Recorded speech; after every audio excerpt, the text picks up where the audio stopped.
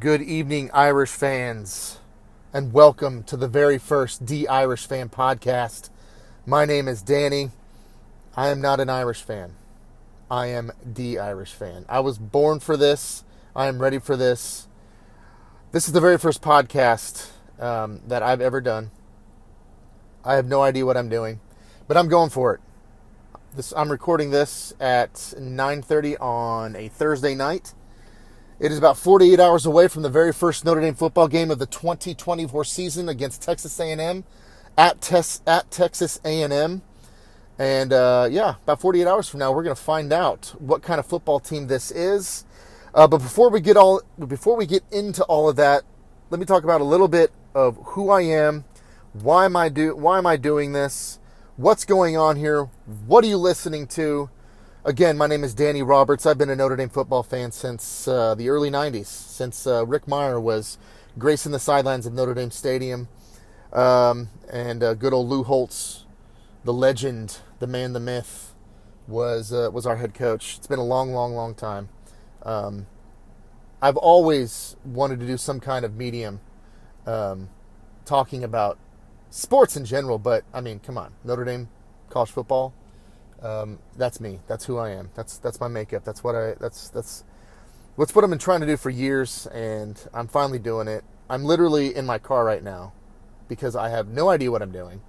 This setup, I don't have anything set up yet, but I don't care because I love talking college football and I love talking Notre Dame football.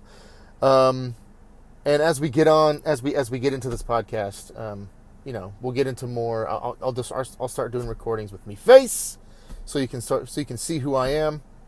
But in the meantime, you're gonna have to settle for my wonderful and beautiful voice. So I've heard. Why am I doing this? Look, it has been 30 years. Well, no, it has been over 30 years since the last time Notre Dame has won a national title. 30 years. Since Notre Dame has won a national title. I want to get into the reasons why. I want to get into the solutions, how we can win a national title. Does that start this season in 2024? Well, the expectations for Notre Dame are always that we're going to win a national championship, and this year's no different. And it's been a long time since we have. And personally, I'm sick and tired of it. I think Notre Dame is starting to do a lot of things that are getting the program back on course to winning that national title. We're going to get into all of that as this podcast progresses. About the podcast, this is going to be a clean show. This is going to be something that kids can listen to. This is going to be something that your grandkids can listen to. This is going to be something that you, Grandma and Grandpa, Notre Dame football fan, can listen to. I'm not going to do a lot of cussing. I'm not going to do a lot of gratuitous talk. You're not going to hear that from me. That's not what I'm about. That's not who I am. At least not in public. When I am in the good old man cave and I'm watching Notre Dame football games, you might hear a couple words here and there, possibly, maybe. Those of you that know me know that I don't hold back when I'm watching the game. But who doesn't, right? That's all of us. All of us good old Notre Dame football fans. So that's gonna be this show. That's who I am. That's why I'm doing this. That's why I'm starting this show. I want to start dialogue. I want to be able to start. I want to be able to talk to you, Irish fans. I'm not going to deal with trolls. I'm just not going to deal with you guys. I don't have the stomach for it. I don't have the time for it. I'm barely involved in social media. I'm debating myself, and I don't even have a Twitter account, and I'm debating on whether to get one. I don't know that I want to get one. I probably will end up getting one just because I want to be able to publish show. I want you to listen. I want that dialogue. I want to be able to talk to people, but I'm not dealing with trolls. Get up in the morning, you eat your Count Chocula, go into mom's basement, and you troll, and that's what you do. And I don't have time for that. I'm not going to be doing that. So that's that. You want to leave a comment, you want to subscribe, all that stuff. That's great.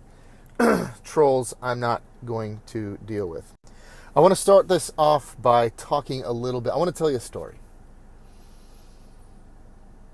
I told you earlier, I'm doing this podcast to save Notre Dame football.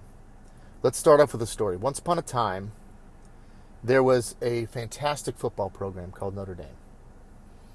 And they competed for national championships. And it was, they would win one just about every single decade in the 20th century. And then all of a sudden they stopped because they believed that the brand was enough and they didn't have to keep up with college football and the advances that not just college football, but the game of football has made, becoming a modern sport. Getting in the program, getting with the program in terms of money and facilities and upgrades. And it's been a long time, but they have finally started doing those things. They finally started they renovated the stadium back in 2017. And they're starting to do modern program things. We're going to get into all of that. But first, I want to take you back to 2007. If you guys, if anyone remembers, if you're a college football fan of the last 30 years, you remember 2007, the program to beat now, or at least the program to beat in the last 15 years has been Alabama. And in 2007, Alabama mirrored Notre Dame very, very much. They had their legend, Bear Bryant, winning national titles left and right in the mid 20th century. We were also with multiple coaches, no shade thrown to Alabama, but multiple coaches winning national championships in the mid 20th century. And Alabama's last national title was 1992. We competed for, yes, I know we didn't win one in 93, but we were this close, and I mean this close from winning one. Should have won one, but didn't. I digress. In 93. And then both programs took a very similar turn in the subsequent 10 to 15 years. And we had one of our worst seasons in Notre Dame football history in 2007. Alabama was not far off. They had a series of coaching hires that were just awful, god awful in the late 90s and early 2000s. If you're an Alabama football fan, you remember guys like Mike Shula. You had coaches taking recruits and players to strip clubs, and it got out publicly. And I'm sure that stuff happens now, but we'll get into stuff like that. But for now, let's just say Alabama mirrored Notre Dame in terms of on field and off the field drama, problems, and resulting in losing on the field. Alabama football fans had it. They were done. I remember this season vividly. I remember when they were done with these coaches, and they were going to get their guy. They were going to get their SEC guy. They were going to get a guy proven, and they didn't care how much money they were going to spend. They were going to throw $100 million. Let's throw it at them. We're going to give it to them because we were done. We want to win national championships. Because what do you think about when you think the word Alabama? Not the song Sweet Home Alabama. That's probably a close second. But what's the next word when you think the word Alabama? It's football. It's Alabama football. Alabama made the commitment. The school, not just the state, and not just the people giving the money, but the school made the commitment. We are going to make Alabama, that word, and football, that word, we're going to make those two words synonymous with each other. We're going to upgrade our facilities. We're going to make state-of-the-art weight rooms. We are going to invest in this program. We're going to get the best coach money can buy, and best players money can buy as well. I digress. But we're going to make a commitment to our football program. And they went out and they got this guy named Nick Saban. Now the rest is kind of history. If you're a college football fan, you know the success that Nick Saban has had over the last 15 seasons, 12 seasons, however long he's a head coach. 6 national championships, making the playoff or the BCS almost every single year. 5 stars left and right recruiting. and making the, not a, but the modern day college football program. They made that commitment. The school, the administration, the ADs, the president, Alabama football. There's a couple other schools that have done the same thing, and if you notice, that they're the same schools that have won national championships in the last 15 years. Ohio State, Clemson, Georgia. What do you think of when you say the words Ohio State? Football. What do you think of when you say the words Clemson? Football. Same thing with Georgia. Football.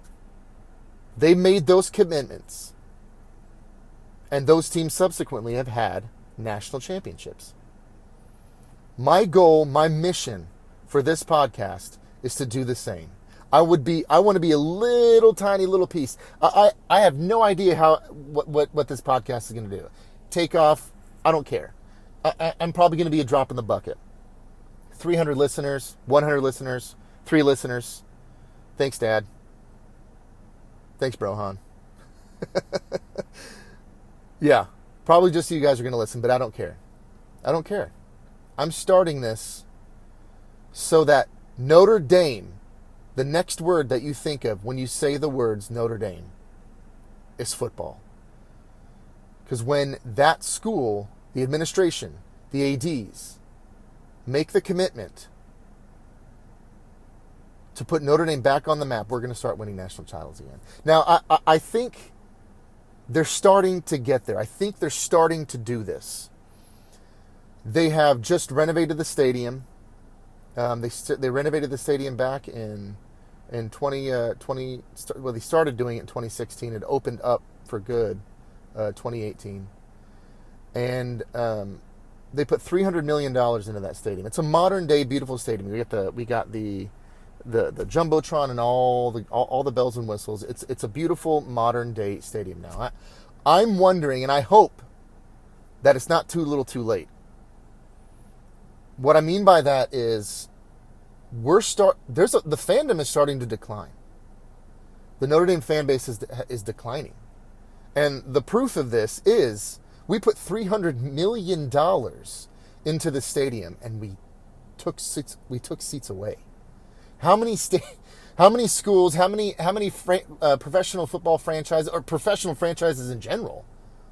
If they're going to build a new stadium, if they're going to put hundreds of millions of dollars into an existing stadium to upgrade it, how many of those get rid of seats? None. Zero. The answer is zero. None of them do. This is a huge problem.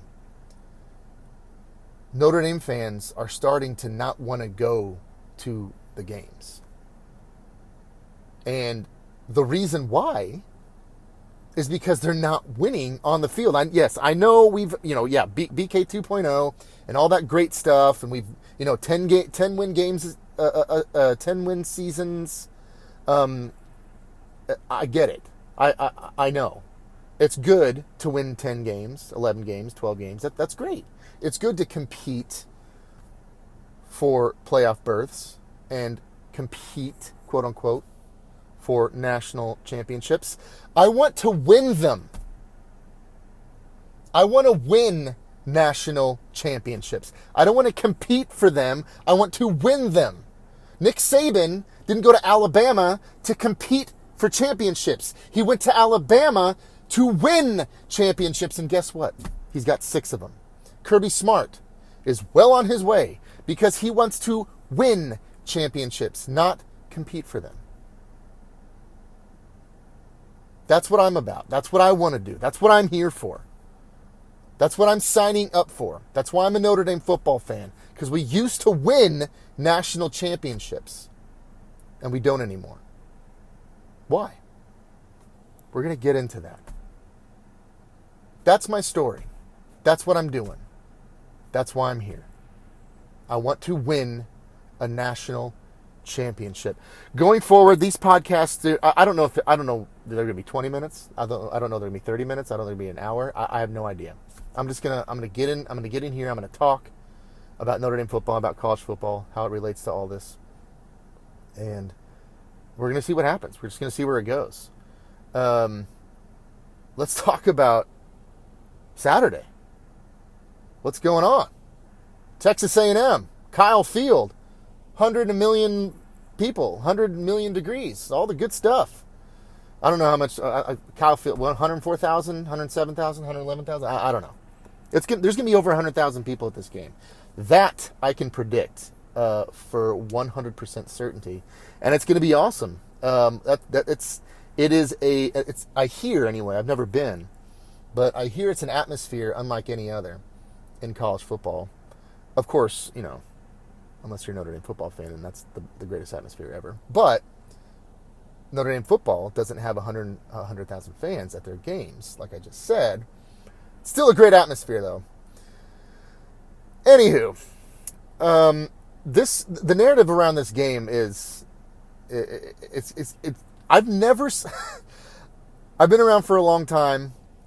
I don't know that I've ever quite seen a more polarizing opener in my life. A more polarizing Notre Dame opener. What I mean by that is I've heard everything from fans to pundits to journalists. I've heard we are gonna kill Texas A&M. I've heard we are going to get killed by Texas A&M, and I've heard everything in between. It's so polarizing. I've never seen this before in a Notre Dame home football opener. College football, if it's nothing else, it's a game of perception.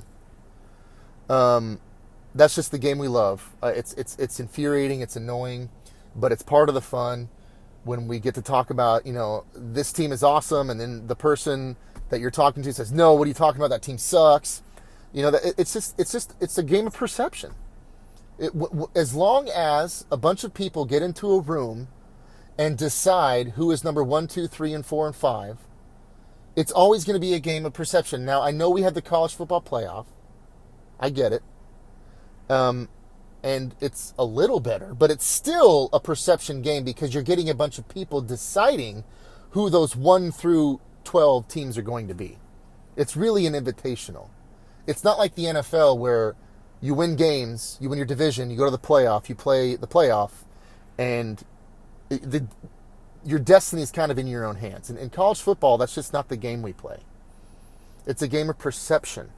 What people think of a certain team and how that team won the game. Was it close? Did they blow them out? Those kinds of things. And as long as college football is like that, it'll be a game of perception. And the perception around this game is that Texas A&M is just going to blow Notre Dame away. It's crazy. It's really crazy to me. Now, I have concerns. Could Texas A&M blow Notre Dame out? Yeah, I think they could. Absolutely. Could they just win a close game? Absolutely. And vice versa. Almost nobody would commit to Notre Dame blowing Texas A&M out. I think a lot of people would predict Notre Dame to win close, but Notre Dame blowing out Texas A&M, I don't think a lot of people would do that.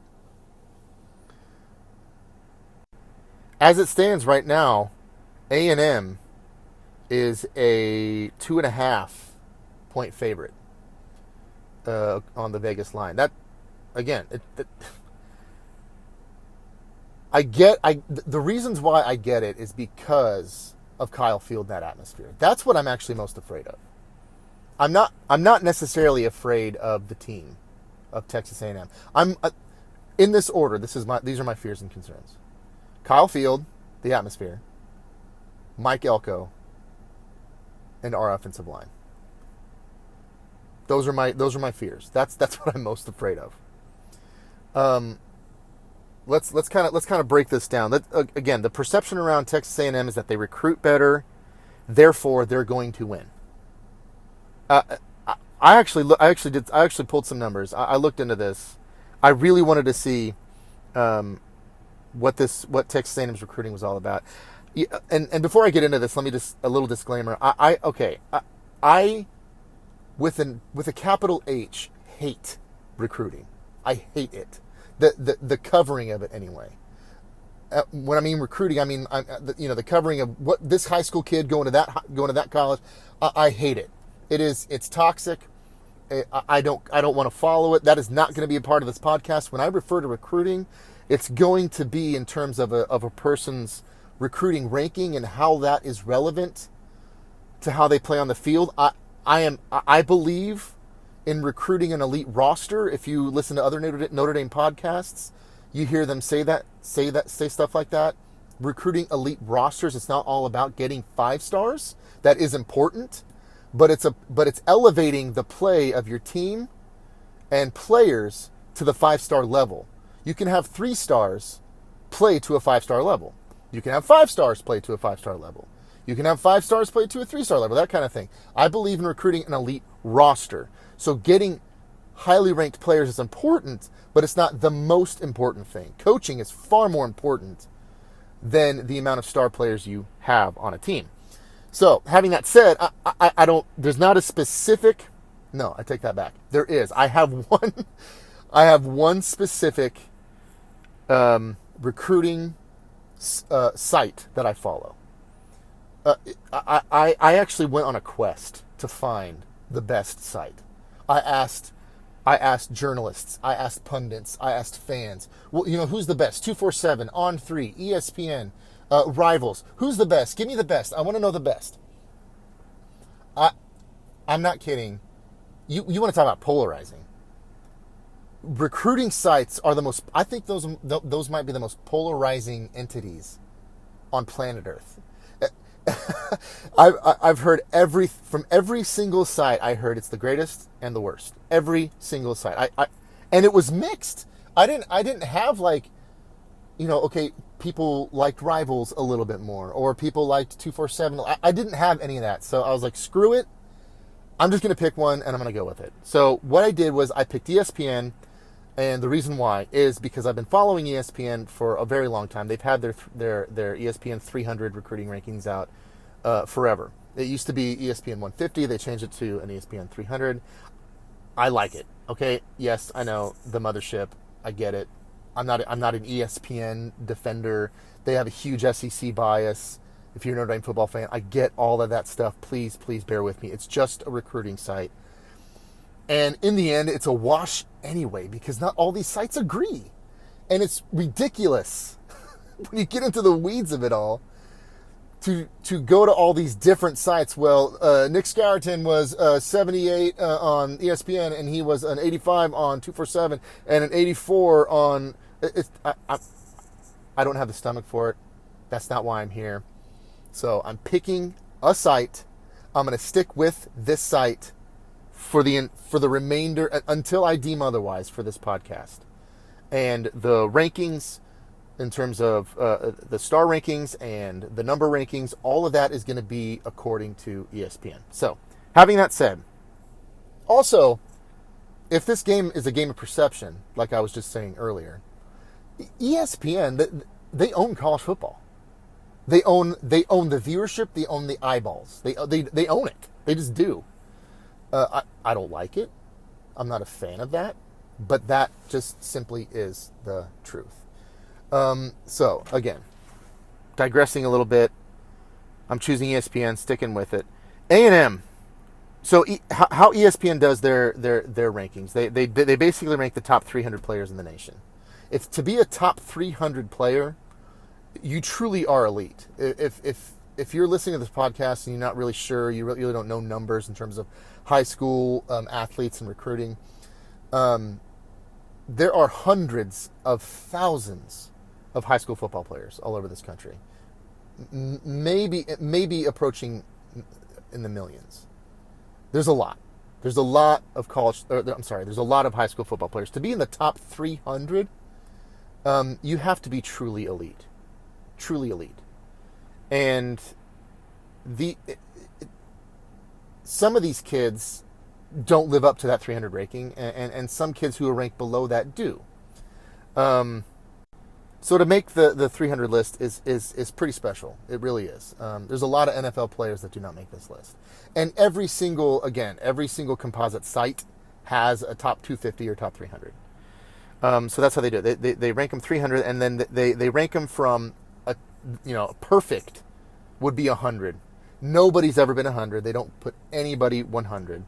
I think the highest ranking I've ever seen was 96, maybe 95 or 96. I think it was. Yeah, I can't remember. I can't remember who it was, but that's what I think the highest ranking has been on ESPN's site.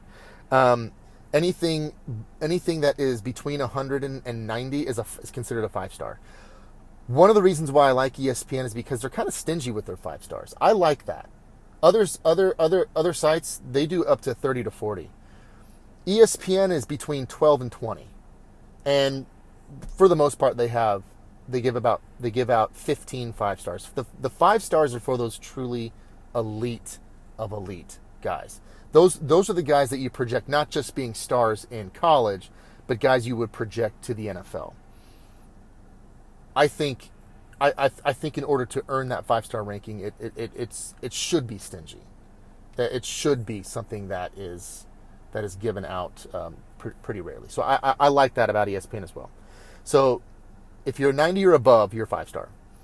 If you are an 84 or above, you're generally considered a top 100 player. An 84 numbered ranking and higher than that is a top 100 player. Like I said, 90 and above is you're top. You're definitely in the top 50. You're like a top 15, top 20 or top 15. So that's a little bit of how ESPN does their rankings. A&M has a total, and again, before I say this, it is just it's generally considered a fact that A&M recruits better than Notre Dame because they're in the SEC. They had a great recruiting class in the I think it was 2022, one of the greatest recruiting classes of all time. Ridiculous recruiting class. Well, half of them aren't there anymore. Most of them transferred. They still have some there, but most of them transferred. A&M has a total of 18 ESPN 300s. They have 18 top 300 athletes, according to ESPN. Notre Dame has 25. I thought that was extremely interesting. Where the disparity comes in is those 84 and above. Those are your top 100 athletes. Those are the guys that you need to win national titles. Okay? Now, again, you don't...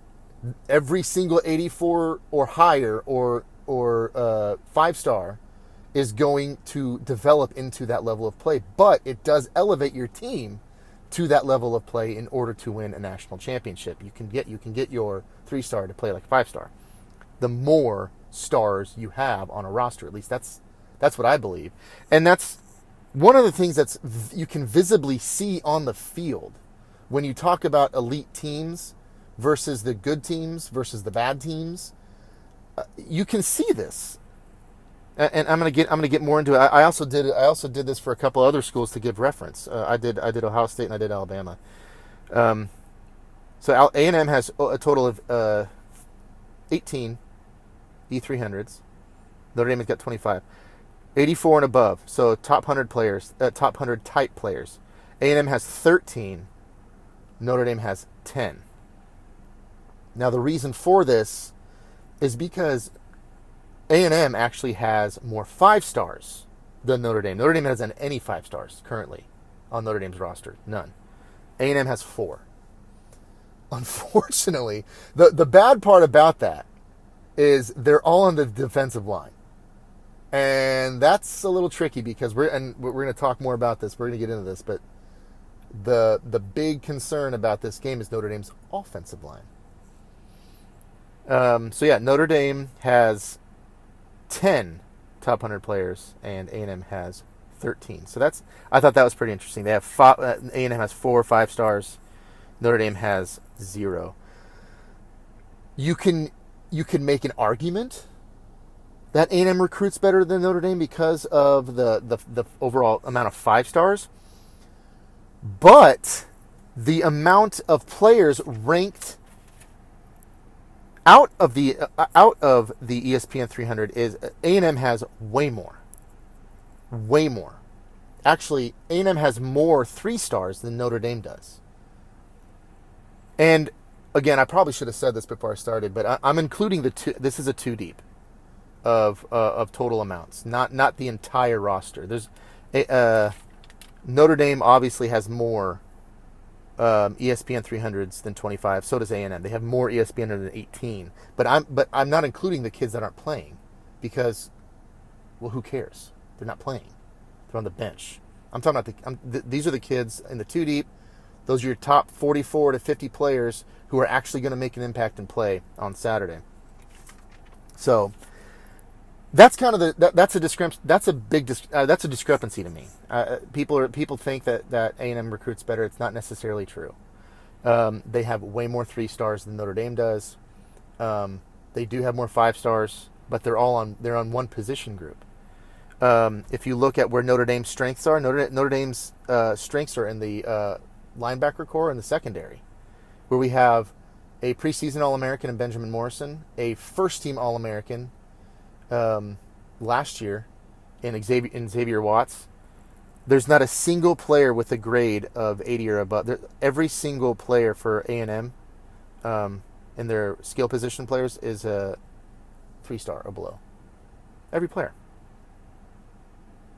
But this is never. I had to look this up. If I'm looking this up and seeing this, there's a lot of people out there doing that's got a dereliction of duty, because that blew my mind. Let's put this in a little bit of perspective. So, like I said, A&M total E300s 18, Notre Dame total E300s 25. Ohio State, which is currently the number 1 team in the country, they have 34. Alabama, they're always competing for national championships, they have 33. Top 100 players, Ohio State has 16. And 5-stars, they have 7. Alabama, top 100 players, they have 27. And 5-stars, they have 6. Why am I talking about this? For as long as college football remains a perception sport, then you're going to see schools like this continue to get all the recruits. You're going to see the Ohio States, the Georgias, the Clemsons, the Bamas get all the recruits. Notre Dame has to come up to a level. This game, if the perception that A&M is better or recruits better because they have more 5-stars, like Ohio State and Alabama, the perception of this game now is that Notre Dame has to win. They don't have to win in order to win a national championship this year, but man, it will help. It will help. It will also help with the future, with recruiting down the road. I want to compete. I want to win a national title this year. I'd like to compete and win them in years to come. The only way to do that is to recruit. How do you recruit elite rosters? Well, you've got to beat the teams that are perceived to recruit better than you. A&M is one of those teams. How they are really on paper, they're a mid-level SEC team. We played NC State last year. I heard one guy that I really trust, a podcast that I really trust, say that he would equate them to about the NC State team last year that we beat pretty handily on the road, I might add. That atmosphere at NC State is going to be was nothing like what Texas A&M is going to be like. Nothing. And that does make a difference. That's why I keep saying it.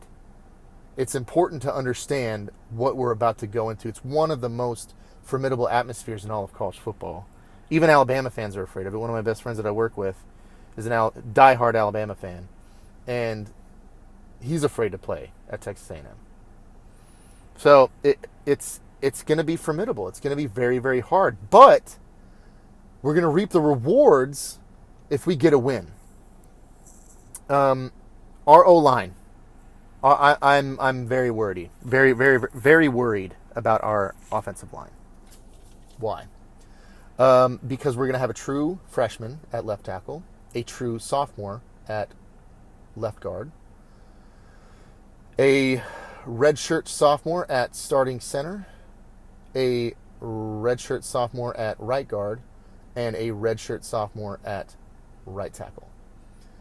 Combined, a total of 6 starts.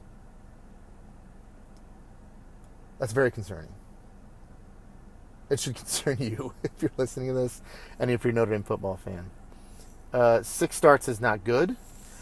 The plus side is that all of these guys are very talented, and all of them had to beat out either a starter from last year or a senior that's been in the program for multiple years.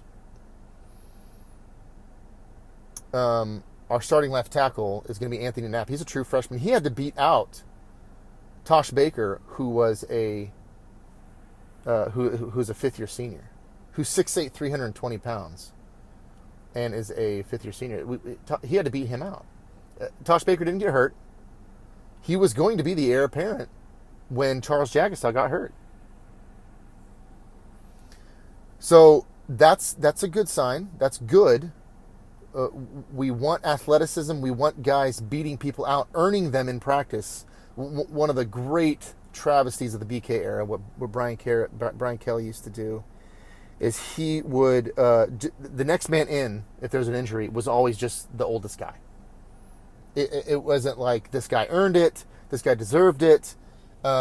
He had to beat out very talented players. He was just the oldest guy, so he was the next guy in.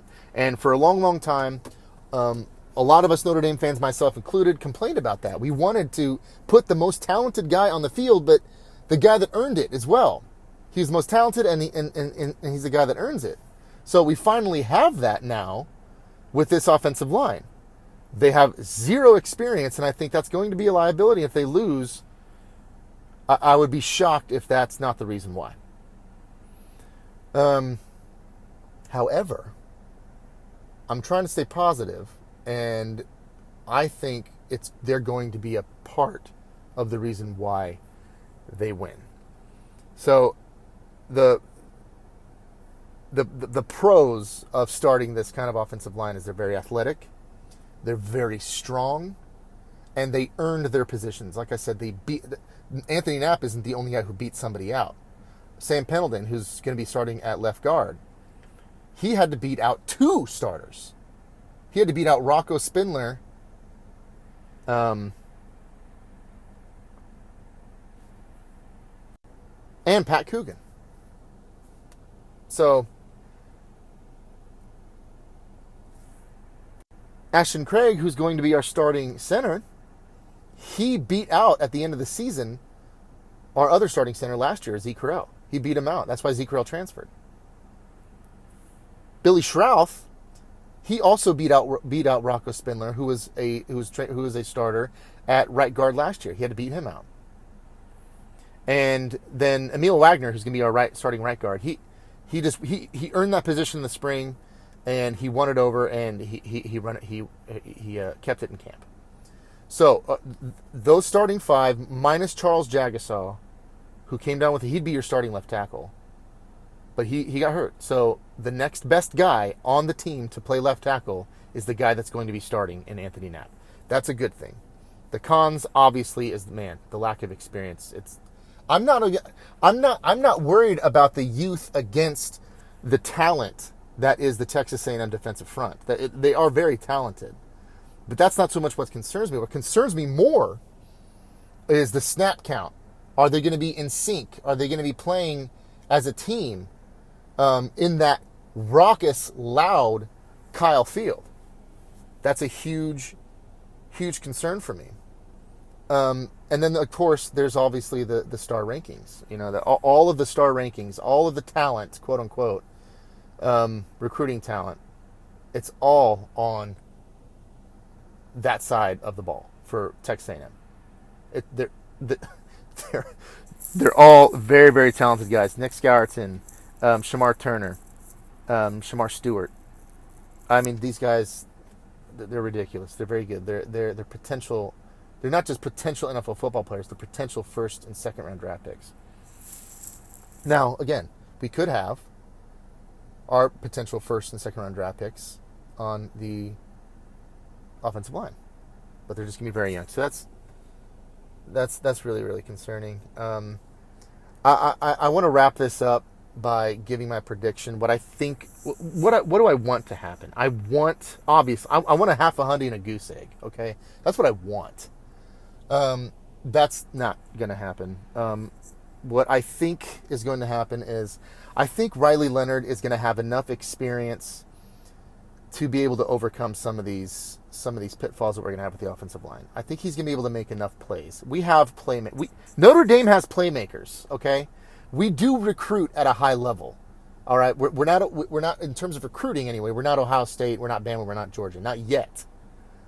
If we win this game, we'll go a long way into doing that, into recruiting those top level players. But we're not there yet.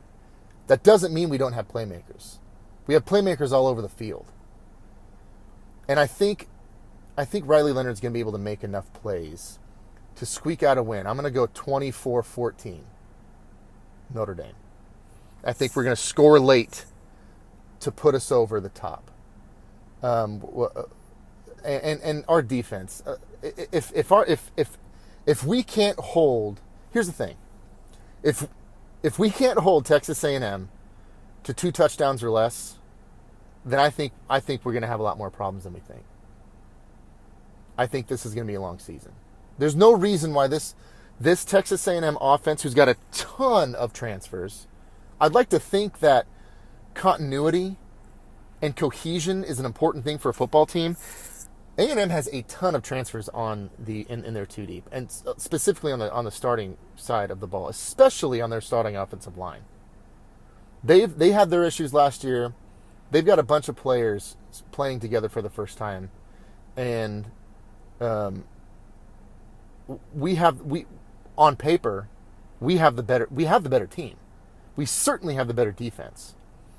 There is no reason why this offense should score more than 14 points on us. There just isn't. I could see Texas A&M winning a 14-13, 14-10 type style of game. I'm going to give 17 max to Texas A&M, but there's no reason why A&M should have 3 to 4 scores on us. None, in my opinion. So I'm going 24-14 Irish. That's what I think is going to happen. I'm going to wrap this show up.